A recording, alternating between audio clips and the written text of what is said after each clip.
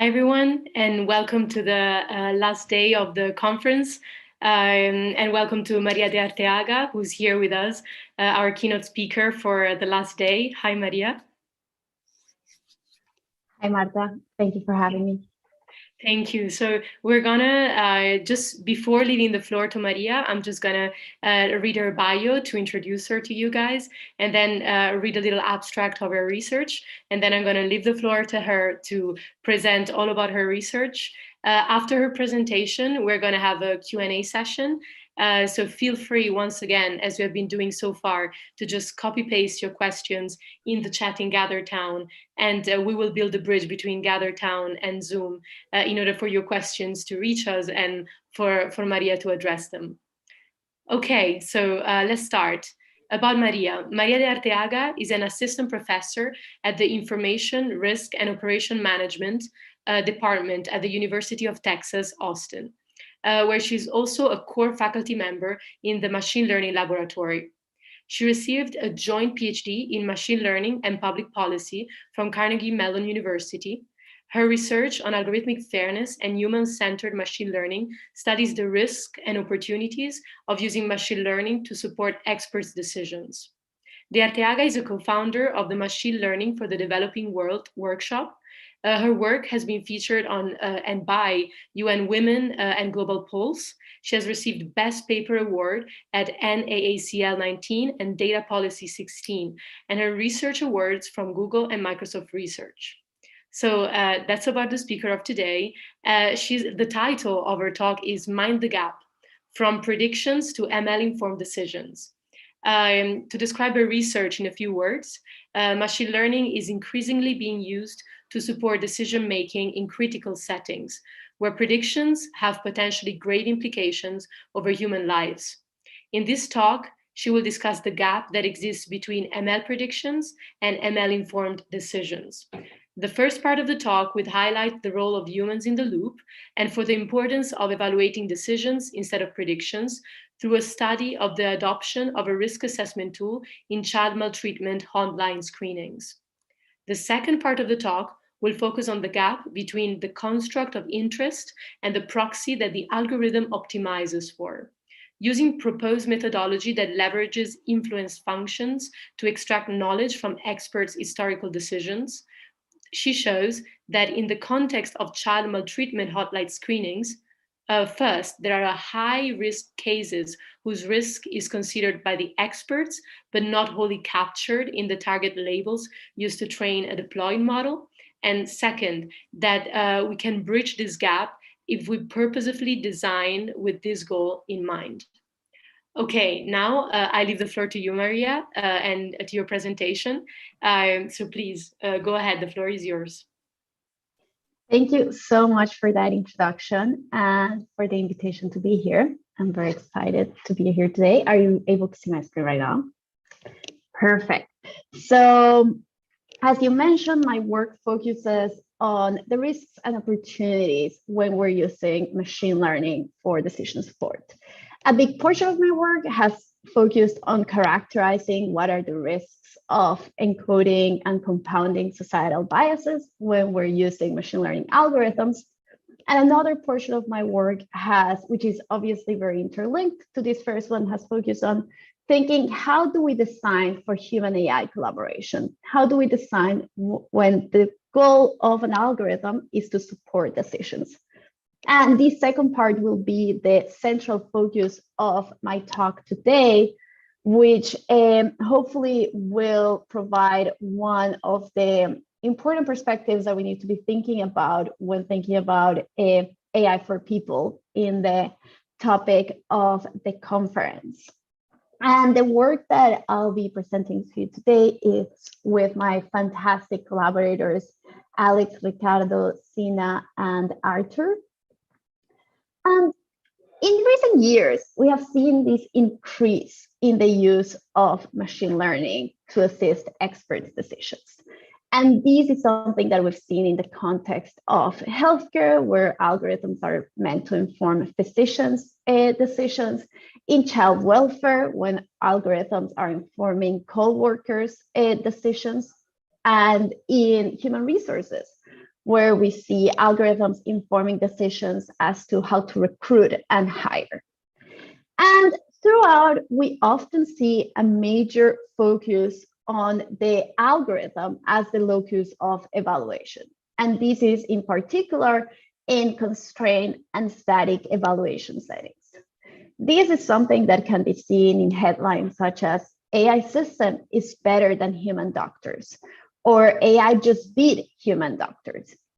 This is present in the media narrative, but it is also present in how we're designing and representing the achievements of machine learning algorithms, where we're focused on the predictive performance in isolation.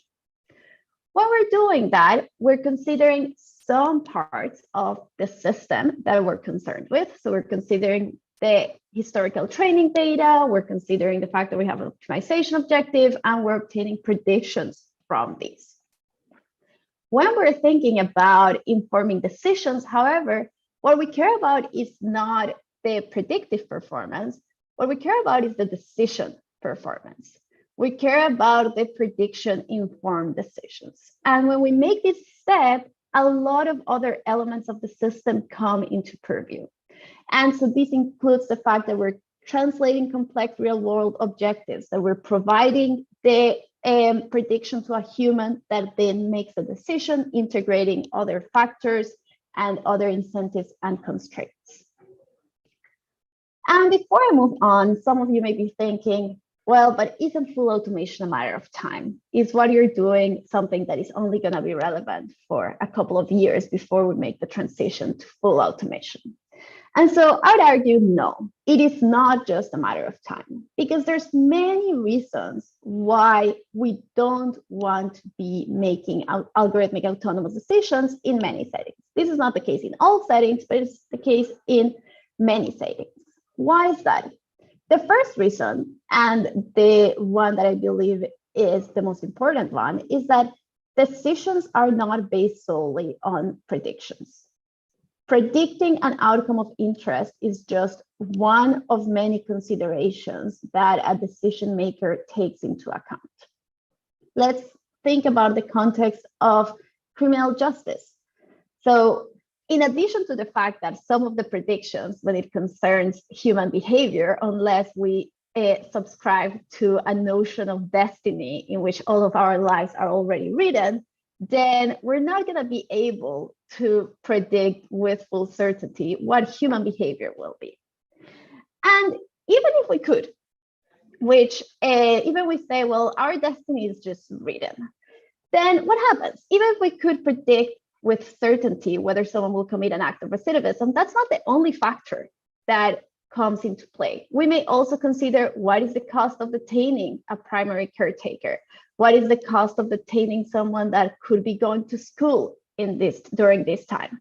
And so a prediction is only one part of the factors that are considered for the decision in many settings. In addition to that, as I said, we're not able to provide perfect predictions, not only because there's inherent uncertainty associated to prognostic tasks, but also because what we're optimizing for is often a construct that is not what we care about. It is just a proxy of what we can measure.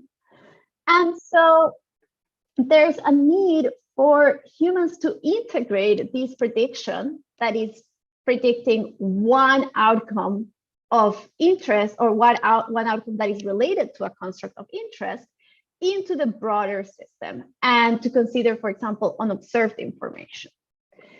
And so with these, what I'll be talking to you today will be split in two parts. In the first part, I'll be talking about the difference between predictions and decisions, and especially focused on the questions, are humans capable of making good use of algorithmic recommendations to improve decisions?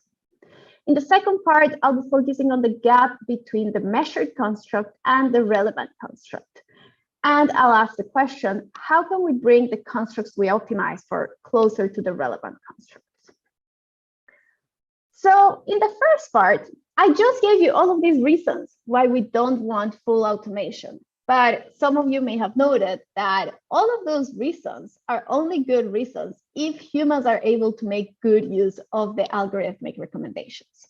Otherwise, we either don't want the algorithm or we don't want the human. But human in the loop design will not make sense if the human is not able to successfully integrate algorithmic predictions into better decisions. When thinking about the risks of poor decision making in the context of algorithmic informed decisions, two phenomena that can be seen as two ends of a spectrum come to play. One is algorithm aversion. Algorithm aversion refers to undercompliance. This is a case in which humans do not want to rely in the algorithm. And so it's a situation in which the human is saying, no, that algorithm doesn't know anything. I better go on my own. Or in particular, one of the phenomena that has been characterized the most is after seeing the algorithm error, humans are much more likely to rely on other humans, even if the other humans are also making mistakes, rather than the algorithm. The other end of the spectrum, however, is automation bias. And this is overcompliance. This is saying, well, this is AI. That is amazing, super smart. I should just do what the algorithm is telling me to do.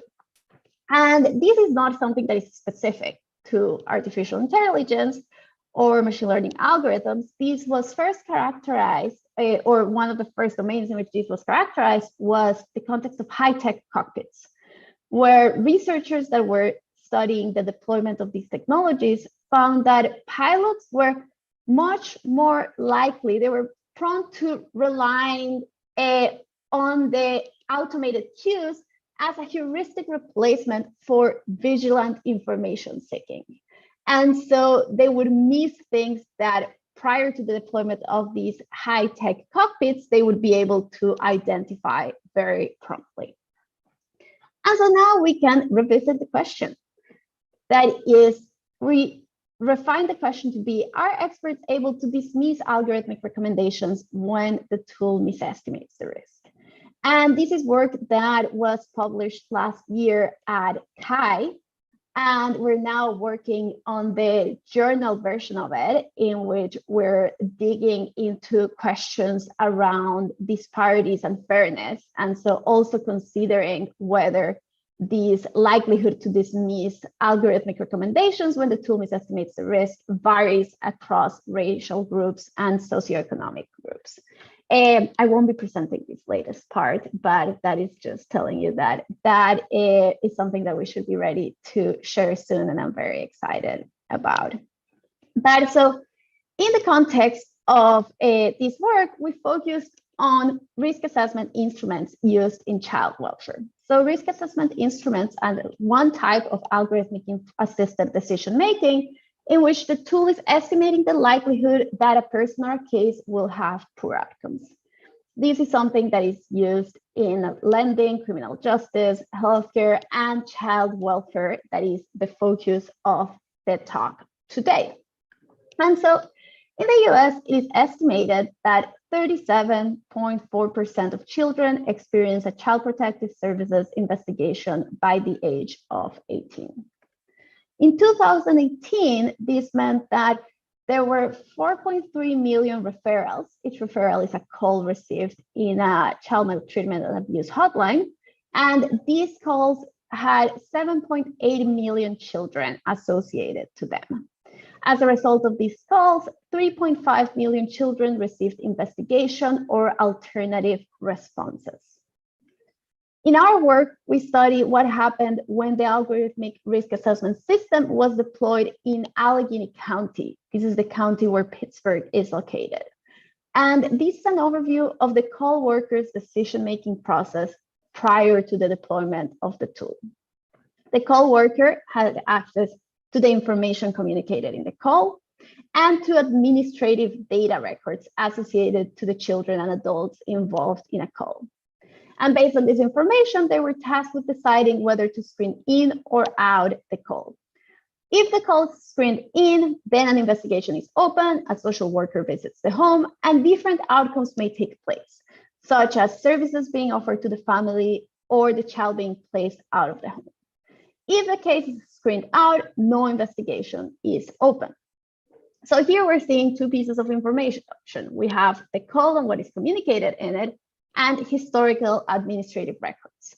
What happened is that in an effort to reduce the likelihood that high-risk cases would be missed by the system because the information communicated in a call may sometimes be inconclusive, the county, and this is a phenomenon that is wider to just Allegheny County, started to make efforts in the past years or decades. Actually, this traces back to some high-risk cases that were missed in the 90s, to make more information available to the call workers. This is information from the criminal justice system, information from use of social support resources.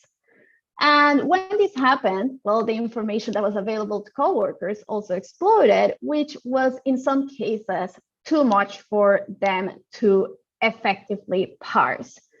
And so this led the counties to turn their eyes to algorithms and ask, can an algorithm tell when kids are in danger? Many local agencies are hopeful that this can reduce the number of high-risk cases that are missed by the system by providing risk assessment scores based on the historical administrative records. Not everyone feels this way about these systems, and others have expressed concern. You may be familiar with Virginia Eubank's book, Automating Inequality, and something that has received perhaps less attention, but is also from stakeholders that are very active in this domain. For example, the National Coalition for Child Protection Reform published a commentary titled Pittsburgh's Child Welfare Agency Goes Full Orwell.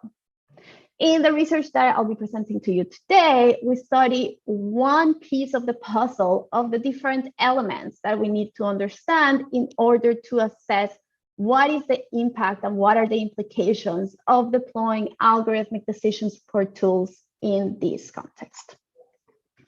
So after the deployment of the tool, the pipeline of decision-making was changed so that the call worker still had access to the information communicated in the call and the historical records. But in addition to this, the historical records were fed to a predictive model that then produced a risk score. There is a score from 1 to 20 and a screen out approval flag, which meant if the case is deemed high risk enough, then the call worker would need a supervisor's approval to screen out the call.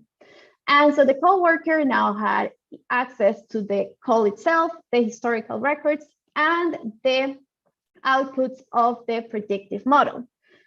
Note that the predictive model is only having access to the historical records, not to the information communicated in the call.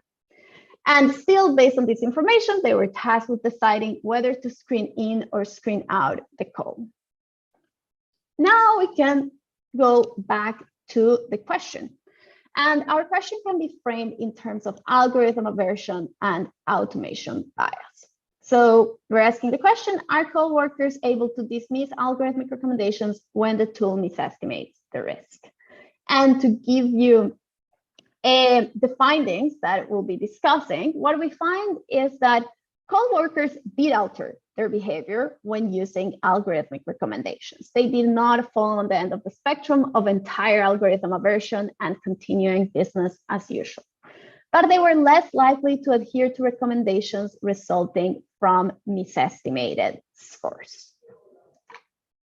In our analysis, this timeline is helpful to understand our results. So there's data that was used in the development of the model. And then we have data that was not used in the development of the model, but was data from the period prior to the deployment of the tool. And so this is what I will refer to as the pre-deployment data. And so this is data from January 2015 to August 2016. Then we have data from the post-deployment period. This is between August 2016 and December 2017. And so this is the period during which the call workers were now making use of the algorithmic tool.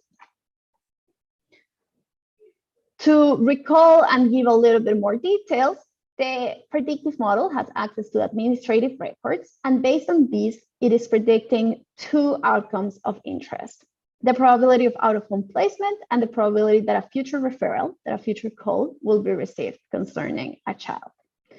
Based on these two predictive outcomes, these predicted probabilities are transformed into ventiles that produce risk scores between 1 to 20 for these two outcomes.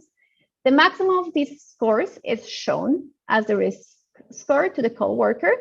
And if the probability of out-of-home placement, if the score associated to this is higher or equal to 18, then a mandatory screening flag, meaning requires supervisory approval to screen out, is shown. During the deployment of the tool, there was a technical glitch that went unnoticed during the period of time that we're referring to as the post-deployment period. As a result of this glitch, some of the model's inputs were miscalculated in real time. This led to the misestimation of the scores that were shown to the call workers. The glitch did not affect all of the scores. And so what we're seeing here is a heat map where the x-axis is the assessed score. This is the correct score based on the retrospectively calculated features. And in the y-axis, we're seeing the shown score. This is the score that call workers actually saw. And so as we see, there's a very strong correlation between these two. A lot of them lie in the diagonal, meaning that these two were equal. But 17% of shown scores were miscalculated by 5 or more points. And as a result of these, many cases that should have been flagged as mandatory screenings were not. And so because of this glitch is that we're able to ask the question, are co-workers more likely to dismiss recommendations when the tool misestimates the risk?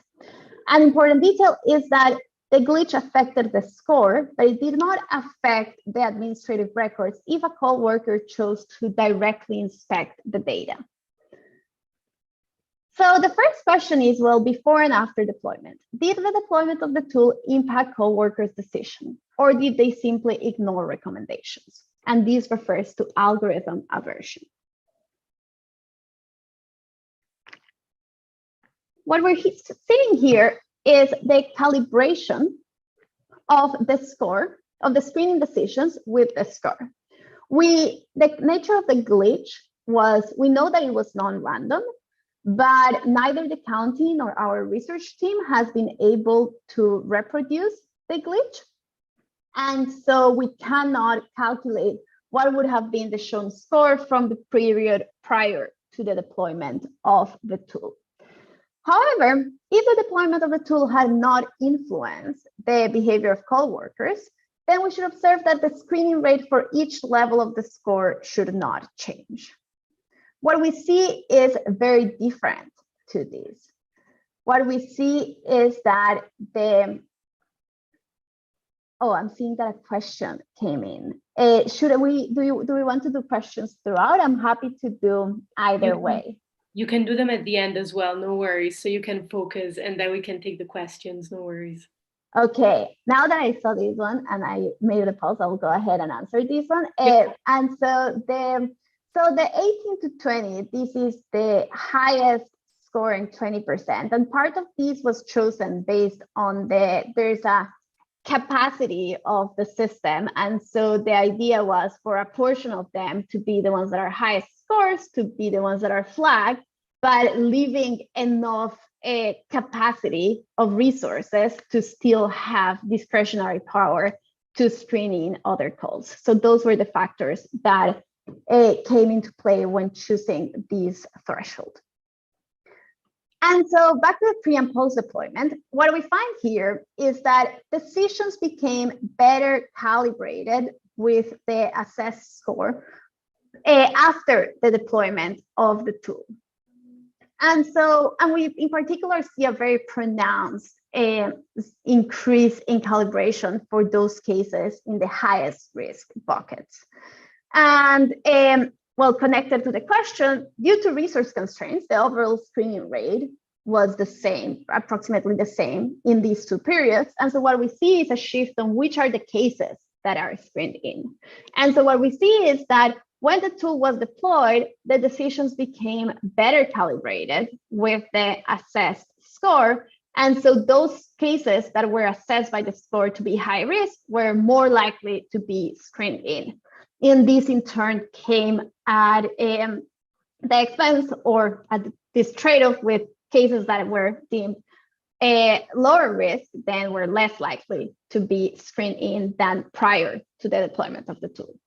So this simply allows us to say, okay, the deployment of the tool did alter the way that coworkers were making decisions, and their decisions became better aligned with the algorithmic assessment. The next question is, after the deployment of the tool, are coworkers able to dismiss algorithmic recommendations when the tool misestimates the risk? Or do they indiscriminately adhere to the recommendations? And this is a question about automation bias. What we're seeing here is, again, calibration of screening rates with scores, but now we're comparing the calibration of the shown score and the assessed score. Intuitively, what we would expect is for the decisions to be better calibrated with the shown score, because this is a score that they're seeing. But that is not what we find. What we see is that human decisions are better aligned with the assessed scores. And in particular, we see that screening rates are higher for very high values of the assessed score than for those of the shown score. And the relatively high screening rates for cases with very low shown scores suggest that the coworkers are effectively using information at their disposal to avoid what is termed errors of omission, failing to screen in a call because it was shown to be low risk. And so what we see is that they're still choosing to screen in around 30% of cases that are shown to have the lowest risk scores. And so the next question is, well, we want to be able to distinguish the behavior of coworkers in cases of under and overestimation of the tool. And so what we're seeing here is for each bucket of score shown, we see what the screening rate was for those that this score shown was the correct score, for those where this score was an underestimation, and those where it was an overestimation. If the coworkers were indiscriminately adhering to the recommendations, what we should see is that screening rates are the same for these, because these cases would be indistinguishable to the coworkers if they're solely relying on the algorithmic tool. However, what we see is very different. We see that cases that are a result of underestimation are much more likely to be screened in than other cases. So to give an example of how to interpret this plot, for the cases with a shown score between 11 and 15, those for which this score was an underestimation of the assessed score were screened in at a rate of almost 60%, while the other cases with a shown score between 11 and 15 were screened in at rates around 30%. And so what this suggests is that call workers are making use of other pieces of information, either from the call or from the administrative data system directly, and respond appropriately by screening in with higher probability these cases that were misestimated to have to be shown a lower score. And finally, we look at what happens with respect to the mandatory flag. And so here we're looking at cases that should have had a mandatory flag shown and what the score shown was actually. And so what we find here is that even when the shown placement score was more than 12 points lower than the assessed placement score, the screening rate was still as likely as for a shown mandatory case. And so once again, these findings suggest that the call workers make use of other pieces of information, either from the call or from the administrative data systems directly, and respond appropriately. And so throughout, we're seeing is evidence of call workers avoiding errors of omission. So to summarize, in this portion of the talk, we asked the question, are coworkers able to dismiss algorithmic recommendations when the tool misestimates the risk? And what we find is that while coworkers did alter their behavior and integrated algorithmic recommendations into their decision-making, they were less likely to adhere to recommendations resulting from misestimated scores. And in particular, we see evidence of them avoiding errors of omission.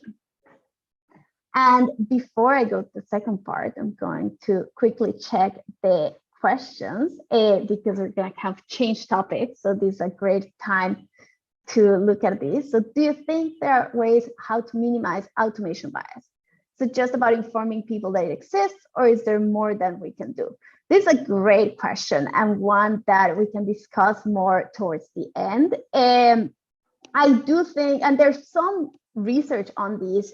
We have actually a workshop paper where we hypothesize about what elements of this system that may have led to this positive behavior, in which we see this avoidance of automation bias. And I think that some elements are the instructions that are given to the co-workers, the time that they have to further investigate and make a decision, the fact that they have access to other information communicated in the call, and they have access to the administrative records. And so, yes, I think, but that's a great question that I could talk about for so long. For instance, there were no explanations given to the co-workers.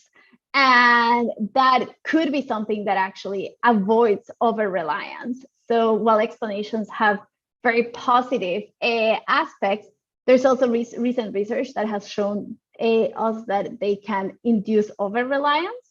And so anyways, I'm going to stop now because this question is something that I think about a lot and I can talk about forever. And so, okay, so second part of the talk, as I said, we're going to be talking about the gap that exists between the construct that we're optimizing for and the construct that we care about. And think about whether we can bring these constructs together or closer together. The first challenge that exists when we're developing a system like this is what is termed the selective labels problem. So what the child abuse hotline operator cares about is what is the probability of Y given X? What is the probability that the child will be at risk condition on some information that is accessible? And the observed outcomes are just based on those portion of cases that were screened in. We don't observe what would have happened for cases that are screened out. And so in this case, 40% of cases are screened out, so we don't observe anything about these cases. And so as a result, we are not estimating the probability of Y given X, but we estimate the probability of Y given X and D. And so some of you are thinking, well, yes, but we have so many ways from statistics and econometrics to deal with these problems of sampling bias. And while this is true, there are common assumptions to these methodologies that are very frequently violated in the context of the selective labels problem. The first one is the presence of unobservables. So in the case where humans are making use of the call, which the algorithm doesn't have access to, this violates a common assumption of these methodologies. And this is something that Laccaraju and her co-authors have studied in a very, very cool paper. And in addition to this, there's often also a violation of the positivity assumption. So what does this mean? Unlike other cases of sampling selection bias, in the selective labels problem, the source of the sampling bias is the human predicting something that is intimately related to what we care about. As a result, if humans show partial consistency, that doesn't mean consistency across the entire domain space. That means consistency in a subset of cases. Then what will happen is that there's a subset of cases for which we may never observe an outcome. And this is a violation of the positivity assumption. The positivity assumption tells us that we must have a non-negligible probability of observing an outcome for each instance in our domain. This is a portion that I focused more on. We have a FIDML paper from 2018 in which we talk about this problem, and this is also something that we continue to work on. And the second problem is the omitted payoff bias. or the mismeasurement error problem. So what happens is that what the algorithm is optimizing for is a measurable but flawed proxy of what the human and what the decision maker cares about, and also what other stakeholders may care about. And so in this context, the algorithm may be predicting something like the probability of out-of-home placement. But what the coworker cares about is the child at risk? There are cases in which services will be offered to the family, the risk of the child will be reduced, and there won't be a need for an out-of-home placement. That is not necessarily a case where we wouldn't want to screen in a call. These are cases in which other resources that may be offered to the family are effective and there's no need for out-of-home placement. That is an outcome that we generally would like to avoid. So a refined version of the question in part 2 is, can we learn from experts' decisions whenever they display certainty and consistency and learn from observed outcomes otherwise? The question here is, well, there's a lot of expertise encoded in domain knowledge. In healthcare, for example, whenever physicians are displaying consistency, there's a lot of knowledge that is encoded in those decisions. And so rather than entirely dismissing the expertise of humans, can we learn from that expertise and combine that with observed outcomes? And from a methodological perspective, this is inspired by work on wisdom of the crowds. The difference, however, is that when we're dealing with expert decisions, we very rarely observe the assessment of multiple experts for each case. Rather, we observe a single decision per case. And while there's some contexts in which we can, under controlled settings, ask for multiple experts assessments, or for a short period of time, we can do this for data collection. This is often extremely expensive, and in many cases, due to resource and time constraints of these experts, not really feasible. And so the question is, can we estimate this consistency when a single expert assesses each case, and in particular, when there's a non-random assignment of cases to experts? If the assignment is random, the question is not too hard, but often, who sees a case? Who receives a call? Well, if you're working on a weekend or on a weekday, you're going to receive very different calls. If you're working on a night shift or on a day shift, you're going to receive very different calls. In healthcare, if you're a physician in one region or another, you're going to see very different populations. Depending on the insurance that covers your services, you're going to see different populations. And so how can we estimate consistency across experts when a single expert assesses each case and there's a non-random assignment? Our proposed approach is to model human decisions using ML to identify consistency. And then we propose the use of influence functions to identify consistency across experts. And as a next step, we propose a label amalgamation approach that incorporates this inferred expert consistency into a model. And what this will allow us to do is identify whether there's potential gaps that we're missing, and I will show you some empirical results of these later on. A fundamental assumption of this methodology is that consistency across experts is indicative of correctness. This is something that is desirable and reasonable in many cases where experts, they're termed experts for a reason. There's a lot of knowledge that is encoded into their decisions. And so we may want to be able to learn from those expertise. However, experts can also have shared biases. And so if we want to avoid self-fulfilling prophecies, if we want to avoid encoding shared biases of experts into their decisions, this is not the approach we want. And so I just want to be extremely clear in that this is a first step in the direction of bridging this gap, but is by no means a general solution. And this is an assumption that we cannot take lightly, because in cases where there's shared biases, we're not going to be able to differentiate between shared biases and expertise.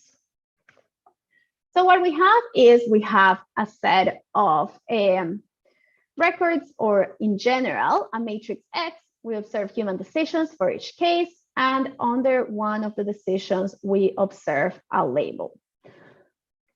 So as a first step, what we can do is we can model the human decisions, estimate the probability of B conditioned on X. And if this probability is calibrated, we can estimate what we term a high consistency set, the set of cases for which we can, with high probability, predict the human decision. The question, though, is, are high probability predictions reflective of consistency across experts? And or if we have a non-random assignment, maybe this high probability prediction is driven by the fact that a single expert observed all cases of a population and they were just very consistent with themselves. Another way of asking this question is, are high probability predictions influenced by historical decisions of multiple experts? To answer this question, we can use the local influence method.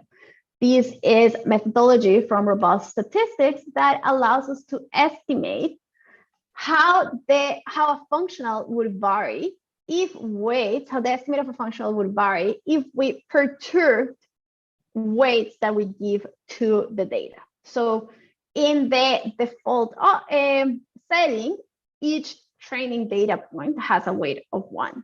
And so this allows us to study perturbations. By the way, perturbing weights of training data is one of the possible perturbations.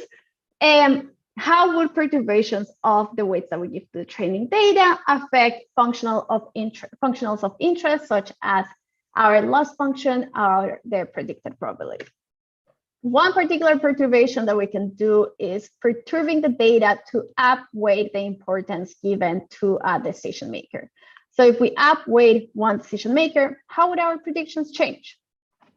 All you need to know from all of this math is that is something that we can express this influence in terms of quantifiable quantities and estimatable quantities. And the most expensive part here is the inverse of the Hessian, but we can estimate this in computationally efficient ways. And so with this, what we obtain is we obtain the influence across experts. For a given predicted probability, we can see how are different experts influencing this probability. So here we have the experts in the x-axis, the influence over the predicted probability of a case in the test set. And so this one over here is a decision maker with an influence that is counter to both the algorithmic prediction and the other decision makers. So from the influence, we can estimate metrics of interest, such as the center of mass. How many humans influence a prediction? If it is driven just by one human, we may not want to deem that as consistency across experts. And is the influence, what is the alignment of the influence? Is it all going in one direction, or is it going half in the positive direction, half in the negative direction? With this information, we can now revisit our high consistency set. And so in our high consistency set, we had the high probability predictions, and we can constrain these to be those where we can infer these are driven by many decision makers based on the distribution of the influence. With these now, we can create an amalgamated label. So for points that lie in the high consistency set, we learn from the expert's decisions. In all other cases, we learn from the observed outcome. And so we can compare 3 models. What happens if we try automating the humans, building a model just on human decisions? What happens if we build a model just on observed outcomes, entirely disregarding human expertise? And what happens if we train an amalgamated model?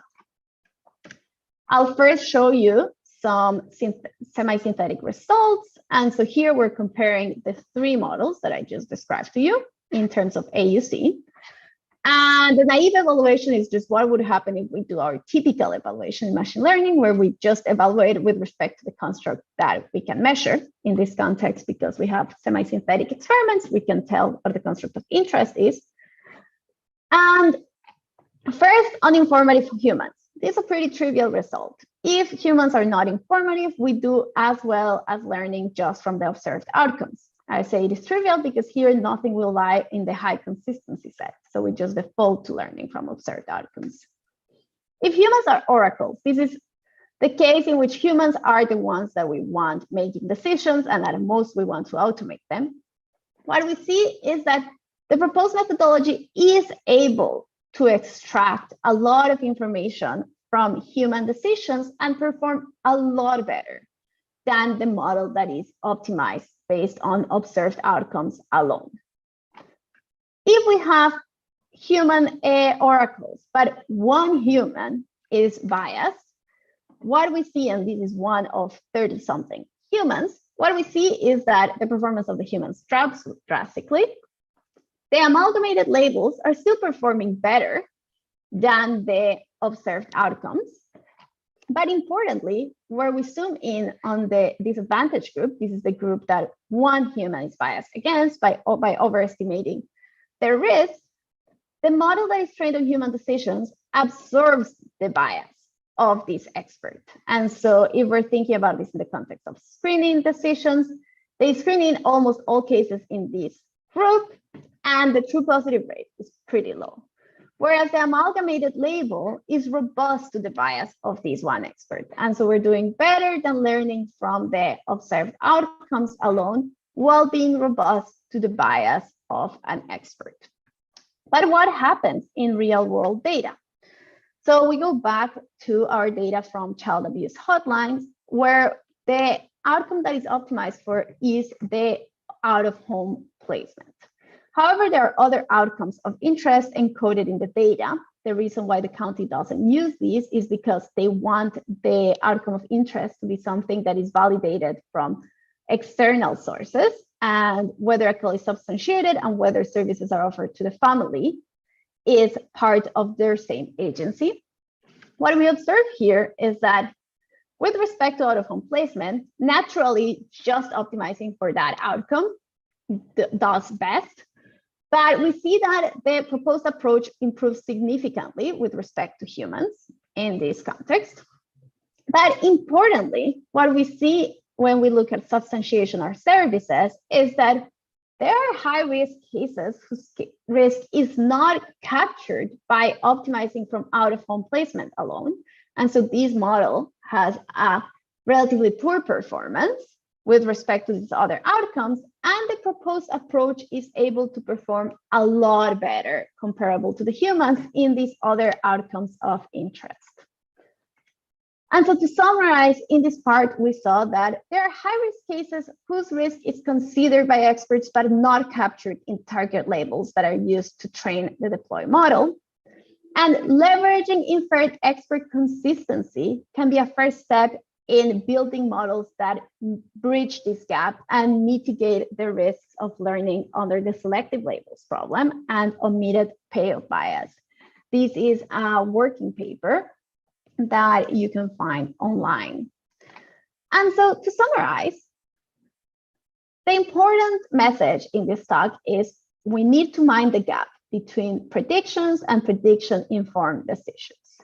First, predictions are not decisions, and how humans make use of recommendation matters and varies. Algorithm aversion and automation bias are very real phenomena that we want to be concerned about, but this doesn't mean that humans will always make poor use of algorithmic tools. This means that we need to make careful design so to allow humans to make good use of algorithmic recommendations. In addition to this, the measured construct is not necessarily the relevant construct. And evaluating with respect to a measured construct can be misleading. If we're comparing the performance of humans versus the algorithms, and it turns out that the algorithm is doing a lot better with respect to the measured construct, that may be because the human is also optimizing for other factors that are important. And in designing machine learning for decision support, we must center the relevant construct and make steps towards bridging that gap. And with this, I will pause now and take any questions. Thank you very much. Thank you so much, Maria. We have been listening to the talk, both here and from the attendees, and I think everyone is very impressed. And Gabri and I made the best to copy-paste all the questions we've received from the audience in the chat. Now, we have around 10 minutes left, so I also do not want to overwhelm you with questions. We can just go around and see what can we cover. I'll try to cluster as much as I can as as I ask you the questions. Well, first of all, amazing research. Thank you very much. I'm also working on risk assessment algorithms and bias. So this research is also very relevant for me. And it's very, very interesting to hear about what you're researching on. I think in terms of questions you had covered already until here. I think the next one would be, do you think there are ways? Maybe we didn't cover this one. Do you think that, well, we covered this one. We said that we would talk about it later. Maybe the next one would be, would it be difficult to scale up this project? I wonder which of the two this was referring about. I think maybe the first one, because I think it came in the first half. So I think that the answer is yes and no. I think that the nature of this work was around conducting audits. And when you're conducting an audit, you need to pay a lot of attention to the details. And especially when you're looking at something like, did the decisions get affected in one way or another? You really need to take into account, were there other policy changes that took place during this time? There's a lot of information, and during this whole process, we've been in constant communication with the county to understand which are calls in which there's actually no discretionary power and are automatically screened in that we should include in our analysis and things like that. So you cannot turn this into an automated audit that has no involvement and no attention to these factors. But I do think that you can make, and this is what is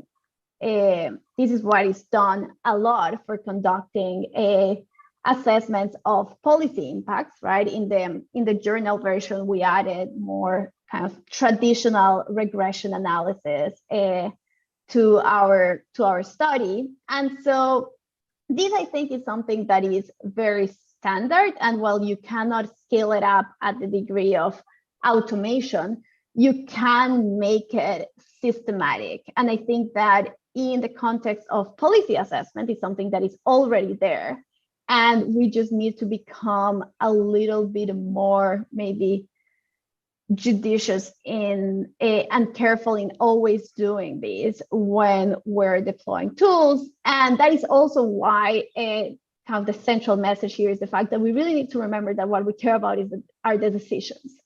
And so we need to conduct these audits to understand how is it that the algorithmic predictions are informing the decisions. Thank you so much. Amazing reply. I have, in order to do some clustering, there are 2 questions on automation bias, and I'm just going to read both of them to you, and you see which one you prefer to take. And the first one is, could it also be that workers were better at avoiding automation bias since they are professional in the field? And the other one, I think it's a bit more down the line, and it was, the results of the research in the first half of the talk seem to suggest an aversion towards automation bias. However, the question remains open whether automation bias is good or bad. Do you have any opinion on this? Yeah, so to answer the first question, there's definitely, expertise is one of the factors to consider in how that shaped the likelihood of automation bias. We do have evidence from settings such as pilots, which are also experts, where automation bias occurs. And so I don't think that is expertise alone. I think that is also the way that they integrated the tool into their decision making. For example, there's an excerpt from Virginia Eubank's book, Automating Inequality, where she's discussing with a coworker some cases, and the coworker asks, so what do you think these calls are going to score? Mm-hmm. And the coworker has a very good assessment of how the tool is going to score the cases. And also in the conversation, it happens in the context of, well, we're obviously seeing that the algorithm is missing these factors. And so I think that there's a lot more pieces that took place here in how the coworkers were trained, how the tool was deployed, And the county continues to make updates, and from the beginning to now, like the auditing and incorporating of updates is continuous. But so I think that there are many pieces. Expertise is definitely one of them, but it's not the only one. In terms of whether automation bias is desirable, the answer is no. So the reason why the answer is no is because if all we want is for humans to indiscriminately adhere to their recommendations, then we should just be making an algorithm make autonomous decisions. The whole point of having a human integrating the algorithmic decisions into their decisions is because we believe that there's other factors that come into play. And so automation bias refers to the context of indiscriminately adhering to the recommendations, whether the human should or should not. If that's all that the human is doing, then it's a waste of the human's time, it's a waste of resources. There's no reason why we want that, other than an adversarial setting in which maybe policymakers said you need to have a human in the loop, but we actually want to game the system so that the human just adheres to the algorithm, which is obviously not something that is desirable in any way. If we have a human in the loop, there's something we want that human to be adding to the human AI collaboration. And I think that this goes to the point of we need to differentiate between trust and trustworthy, and between trust and over-reliance. Trusting a tool, the fact that I trust someone doesn't mean that I will always say whatever they tell me. It means that I trust their assessment, and I'll still integrate their assessment, their opinions into my decision-making in ways that will sometimes not align to exactly what they told me. And so I think that they're differentiating automation bias, and this is a term that we're introducing in the newer, longer version of the paper, is constructive overrides. That is what happens, the fact that we want, and what we're finding in this study is humans deviating from algorithmic recommendations in cases where that's what we want humans to be doing. Even in the absence of first, this glitch, the fact that Allegheny County is transparent about this is rare, perhaps, but these glitches are not rare. And even in the absence of a glitch, a statistical model will make mistakes. There are cases in which unobservables will influence the outcome. And so we want to place humans in a position where they can make good use of the algorithms, and we want to design for human AI collaboration. Thank you so much, Maria. I think like the best thing about the talk so far, it has been that you made it very accessible, I think, for people who also are not too familiar with these topics. And we really thank you for that, because this is very much what's in the spirit of this conference, to try to narrow the gap. And I think we've had a very, very good feedback from the audience. So also given many questions that we received. So thank you so much. Now we are out of time, and I do not want to keep you too long. So I thank you so much for addressing the questions we managed to cover. I thank you for coming. And I think the audience does agree with me in saying that it was a very, very nice talk and very insightful. So yeah, keep in touch. We hope to have you again in the future. And well, everyone keep tuned to see what this research turns into, and following the developments. Thank you so much. Thank you for the invitation, and thank you everyone for the great questions. Have a good day as you are in the US then, and keep in touch. Bye bye. Bye everyone. We are gonna have the final farewell talk now in the lecture hall. So I'm quickly coming there, and then we're just